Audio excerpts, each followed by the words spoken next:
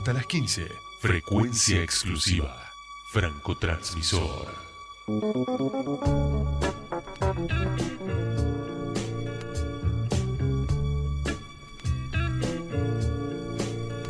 Bueno, continuamos. 36 minutos pasaron de la 1 de la tarde. Estamos 14 del 14, ¿no? Así que hoy pueden jugarle al 14 o al 1. Querido profesor José Luis Espert, ¿cómo te va? Franco, feliz año, ¿cómo andás? Igualmente, querido, muchas felicidades. Para vos y los oyentes. Bueno, ojalá que tengamos un mejor año de como ya empezamos, ¿no? Que coincidimos que no empezamos bien el año, ¿no? Pero con buen humor. Obvio. Pero lo que pasa es que en Argentina sí, ando medio afónico porque me agarró un aire y ya estoy viejito, ¿viste? Me pegó sí, un aire. sí. Pero Argentina hay que tomársela como una comedia. Y porque sí, es un drama, ¿viste? y sí, Entonces, ¿qué? y sí. El famoso hay que reír para no llorar, ¿no? Sí, es como Peret. Sí. Es preferible reír que llorar, ¿viste? ¿Sabés que hoy le pedí a la mañana temprano a Milagros que tratáramos de ubicarte?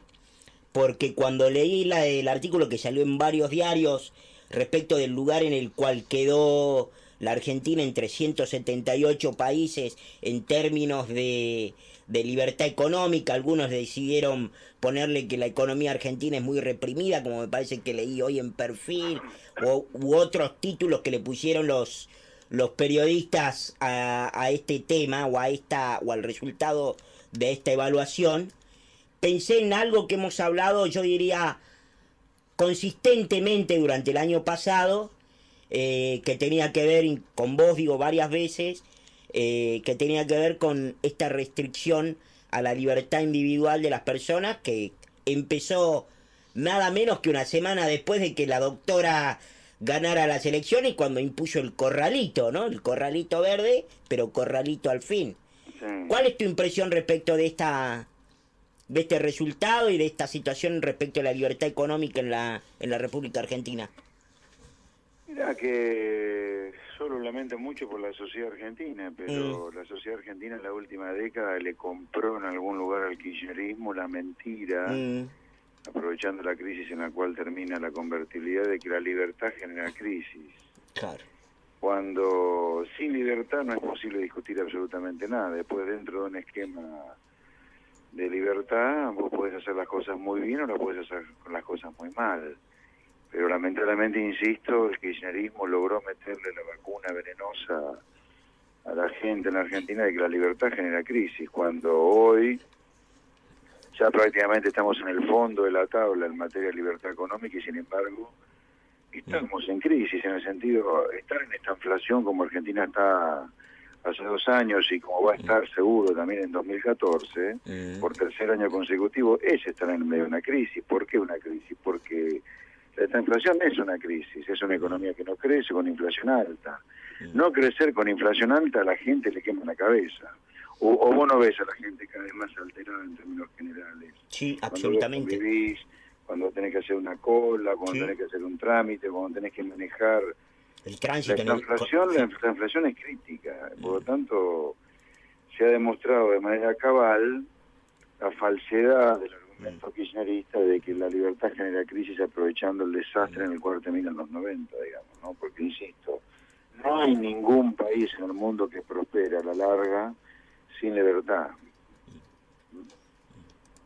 Y me parece que los anuncios de ayer de Kicillof respecto del trigo corroboran esa situación, ¿no? Corroboran, digo, esta forma política o esta forma de implementar política económica que es más restricciones, más intervención. Pero claro, acá se mezcla con más anacronismo.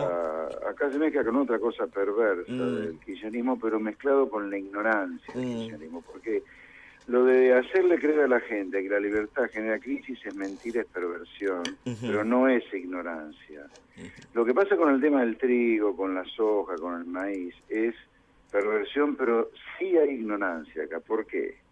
Porque hay mucha gente que ignora, aún especialistas en economía, que las reservas del Banco Central, el valor del dólar en el mercado del dólar, es un problema de política monetaria y de política fiscal.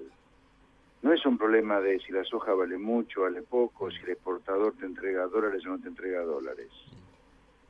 Esta es una burrada que mucha gente se lo cree y es una burrada que muchos economistas piensan. Además de que ser una perversión, porque obviamente ayuda a alimentar el mito del maldito que es, o lo maldito que es el sector agropecuario en Argentina. Claro.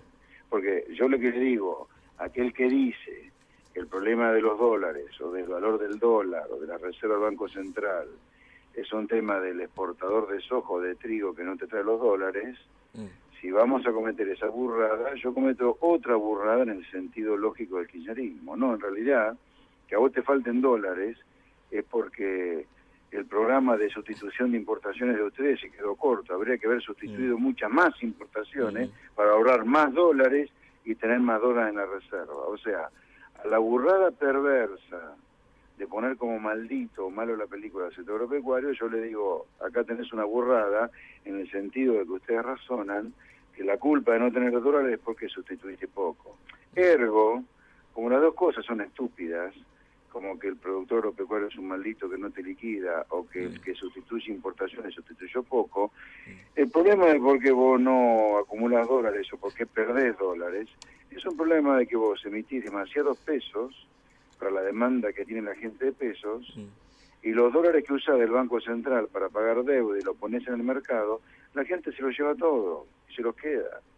¿Por qué se los queda? Porque tiene incertidumbre.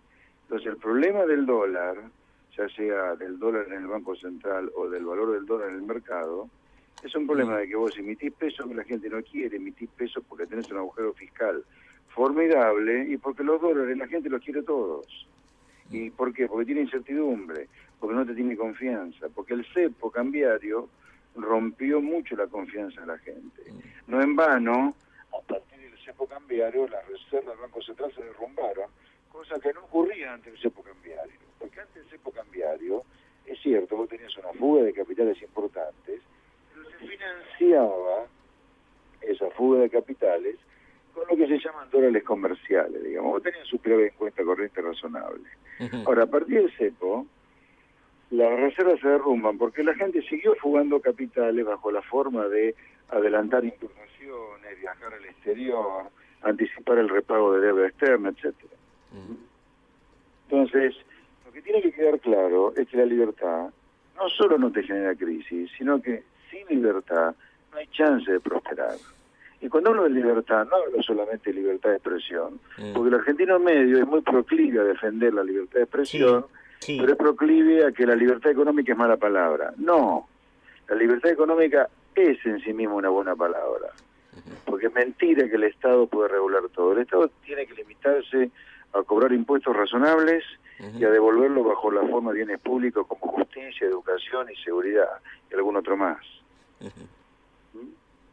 Sí, totalmente, digo, respetar lo básico del contrato social, ¿no? Que es Otra que uno... cosa, además, el productor de trigo. Produce trigo, el trigo es el que produce trigo, no es el Estado. El que produce trigo se endeudó, arriesgó su capital, puso en su máquina, puso su mano de obra, se calcinó para sembrar trigo al rayo del sol, o para cosecharlo. Entonces el trigo es de la gente que produce el trigo, no del Estado. Pues entonces vuelvo al disparate que se ha producido en la última década, al disparate de pensar que el que produce el trigo del Estado, de la soja del Estado. Yo digo, ¿por qué no razonás igual con el que sustituye importaciones, con la industria que sustituye? Es lo mismo, es lo mismo. Claro. No, yo te digo, José Luis, arranqué el 2014 con una campaña a la que te voy a sumar, que es por favor uno que sepa, ¿no? Que pongan uno que... Yo no digo, porque me parece que la debacle de la clase dirigente o de la élite dirigencial en la República Argentina es tan apabullante que uno básicamente tiene que pedir lo primero, que es que alguien que conduzca la política económica que entienda de qué se trata. ¿Vos viste el listado de candidatos que se están anotando para 2015? Aníbal Fernández, Florencio Randazzo. Pero por favor, artífice de este desastre. Bueno. Una cosa de loco. No hay vergüenza ya para hacer política. Ahora en Mar del Plata hay una expectativa enorme por toda gente que fue parte del kirchnerismo. O o Massa incluso. Massa, ¿no? Bueno, Massa, Scioli. Bueno, te pregunto un par de cosas más, querido José Luis, sobre el tema económico. Leí hoy en el Cronista Comercial que el ex ministro también, que formó parte unos meses, en honor a la verdad hay que decirlo, del gobierno de la doctora, ¿no? Sobre todo, Martín Lustó dijo que la devaluación está yendo a una velocidad muy rápida. ¿Coincidís con esto? ¿Te parece un tema importante, un tema menor?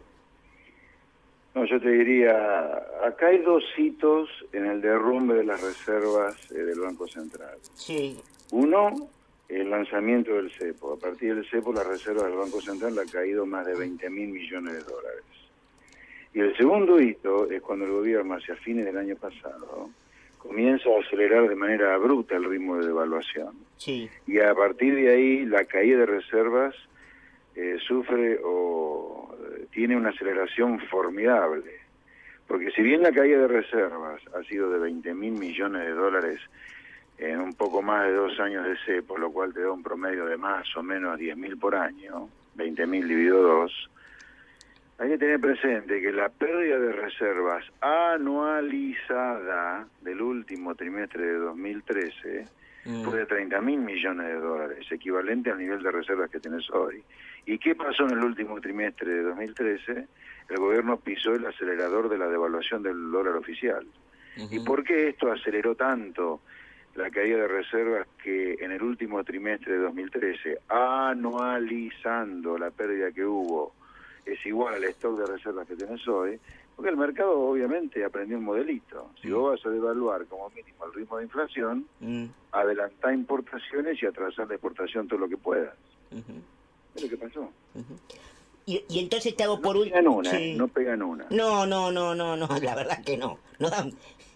Para decirlo, ya que estamos en la radio de la UBA, para decirlo académicamente, no dan pie con bola, ¿no? Pero... No, y te hago una última pregunta, querido José Luis.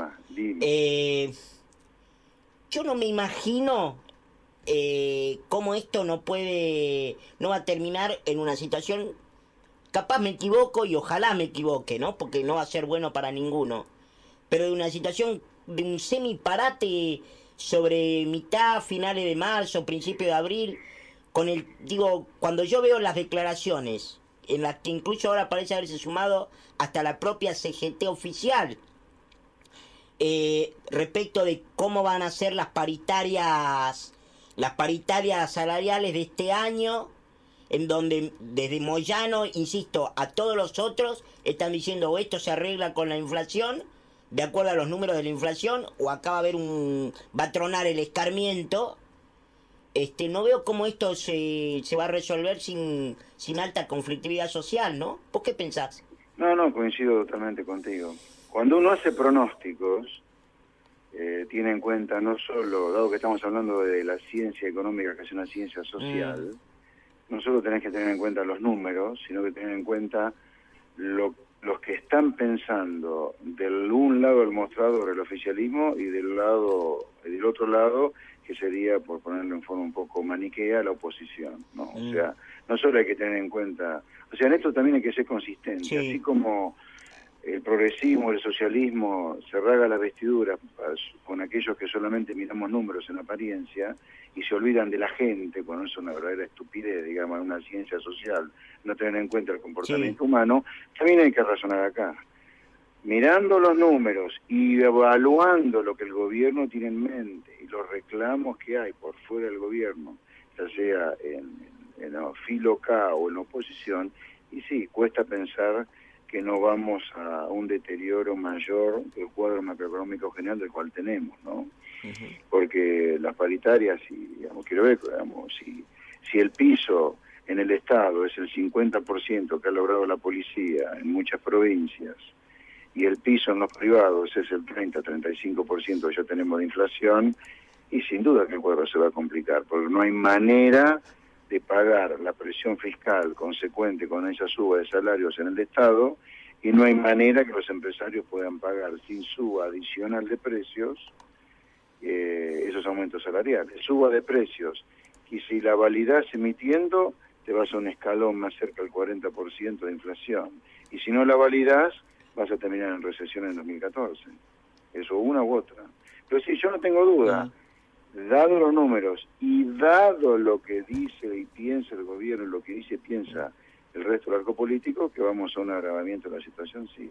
Por eso, me parece importante cuando uno hace este diagnóstico decir, también para hacer un aporte constructivo, por dónde es el camino. El camino es lanzar un plan antiinflacionario que implique ajuste fiscal sin suba de impuestos, devaluación del dólar oficial a nivel del dólar libre, por lo menos, y eliminación del cepo cambiario por un equipo económico muy creíble, con un plan muy sólido técnicamente, porque si no, vamos a vivir con el corazón en la boca y desangrándonos como han sido ya 2002 y 2013. Ese es el camino.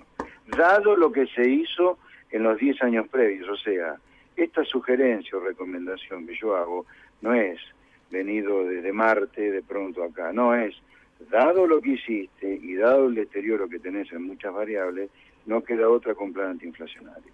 Porque además, el ajuste se está haciendo, es mentira que no haya ajuste hoy. A la gente le cuesta llegar a fin de mes.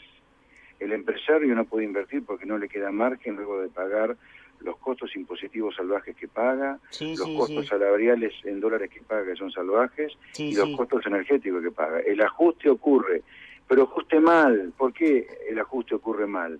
Porque no lo está gerenciando un gobierno que tenga las cosas claras, o un equipo económico que tenga las cosas claras de cuál es el problema que vos tenés hoy. El problema que vos tenés hoy es un problema de fiscal y de inflación que requiere un ajuste fiscal y monetario, y no este ajuste salvaje y al cohete que está haciendo el sector privado.